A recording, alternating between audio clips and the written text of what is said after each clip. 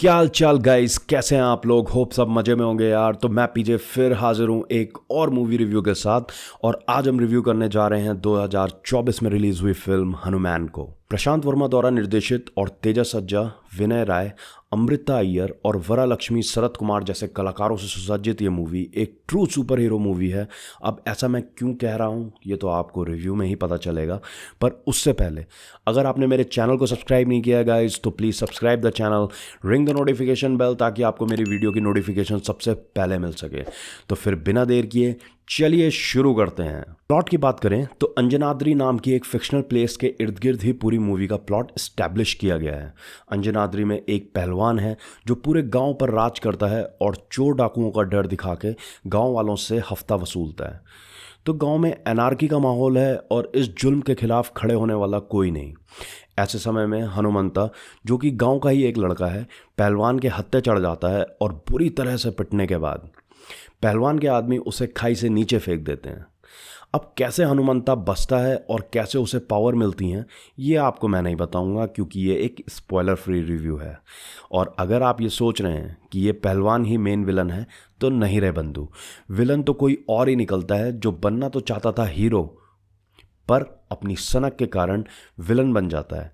उसका सोचना यह है कि हजारों को बचाने के लिए 100-200 को अगर मारना भी पड़े तो मार दो।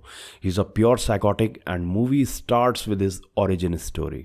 एक्टिंग डिपार्टमेंट की बात करें तो Teja Sajja is perfectly fit for this role. Hanuman, this character is based on lord Hanuman और बेसिकली उसके पास हनुमान जी की ही पावर है। हाँ, तो मैं कह रहा था कि he is perfect for this role क्योंकि तेजा के चेहरे पर वो मासूमियत और उनकी एक्टिंग में वो लड़कपन हम देख सकते हैं जो हनुमान के कैरेक्टर के लिए सटीक बैठती है। तेजा सज्जा ओवरऑल बड़ी ही कन्विक्शन के साथ इस रोल को निभाते हैं। माइकल के रोल में विनय राय कोई बहुत ज़्यादा इम्प्रेस नहीं करते हैं। इन माय व्यू जिस तरह का विलन का स्टोरी आर्क था, ओरिजिन स्टोरी बहुत ही कन्विंसिंग और उसके मोटिव्स बहुत ही हॉरिफिक थे, पर फिर भी राइटर इस कैरेक्टर को वो कैरिज्मा देने में नाकामयाब रहा जो एक विलन को हनुमान जैसे कैरेक्टर को मैच कर सके। विनय राय एक्टिंग में भी थोड़ा ओवर द टॉप ही लगे। विलन में एज सच कोई प्रॉब्लम नहीं है, पर विनय राय इस कैरेक्टर को मेनेसिंग बनाने में सफल नहीं रहे। साउथ की फिल्म के बारे में कुछ लोगों की शिकायत रहती है कि वुमेन कैरेक्टर्स को दरकिनार कर दिया जाता है, पर नॉट इन हनुमान। हनुमंता की बहन का कैरेक्टर, जिसको कि वरालक्ष्मी ने बखूबी से निभाया है, उनका कैरेक्टर एक स्ट्रॉन्ग फीमेल का है जिसने पेरेंट्स की डेथ के बाद अकेले अपने भाई को पाल पोस के बड़ा किया है।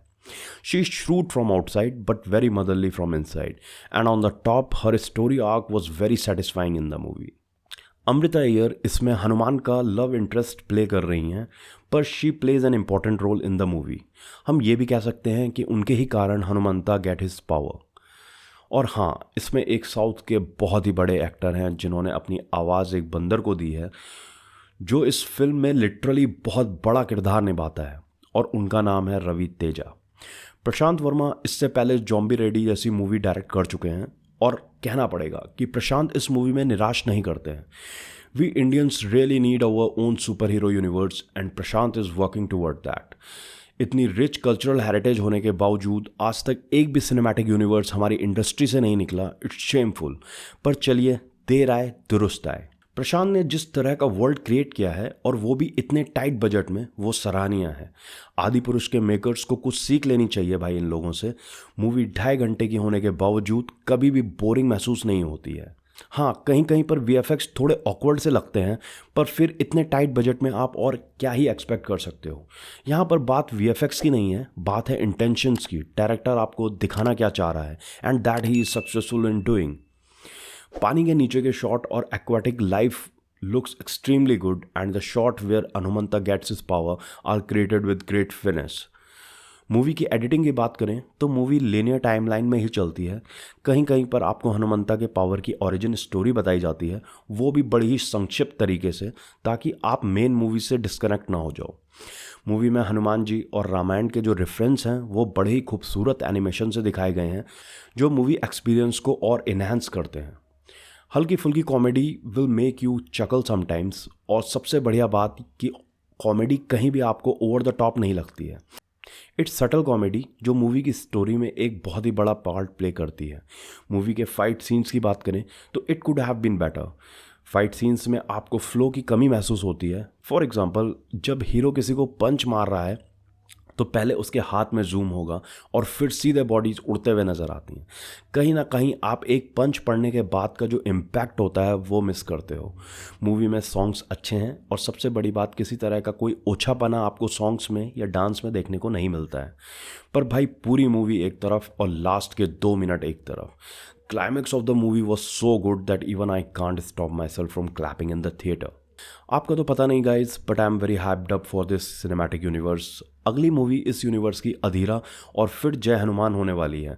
और भाई प्रशांत ने जिस तरीके से इस सिनेमैटिक यूनिवर्स की शुरुआत की है, तो ये तो पक्का है कि आगे की मूवीज़ के लिए उन्होंने कुछ बड़ा ही सोच रखा होगा। और भाई अब तो बेसब्री और भी बढ़ गई है अगली 2 मूवीज़ के लिए। माई rating for this movie is 3.5 out of 5। तो चलिए गाइज, इस रिव्यू को यहीं समाप्त करते हैं और मिलते हैं आपसे एक नए वीडियो में। तब तक के लिए खुश रहो, मस्त रहो, और हाँ यार, चैनल सब्सक्राइब करना मत भूलना। Do tell me your suggestions how I can improve my content. अगर आप किसी मूवी या सीरीज़ का रिव्यू देखना चाहते हैं तो please do tell me in the comment section. चलो फिर, टाटा बाय बाय और जय श्री राम।